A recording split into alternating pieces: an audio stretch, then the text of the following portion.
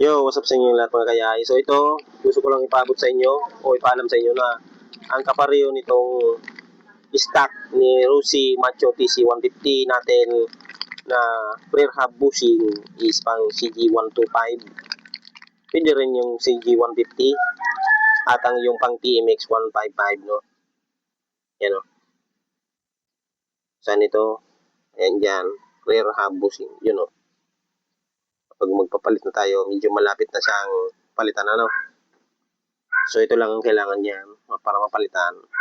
So kapareho lang siya guys dito sa stock ni Rusi Macho TC150 natin na si Pogi. Yan, medyo madumi na yung ating motor. Hindi natin na punasan, ano, o na washingan. So ito guys yung kapareho niya, pang CG125. Pwede rin yung 150 at yung pang TMX 155. So yun naman guys, gusto ko lang ipabot sa inyo kung anong kapareho ng stock ni Rusi na rear hub bushing. Yan, pang CG125. Salamat sa inyong panonood.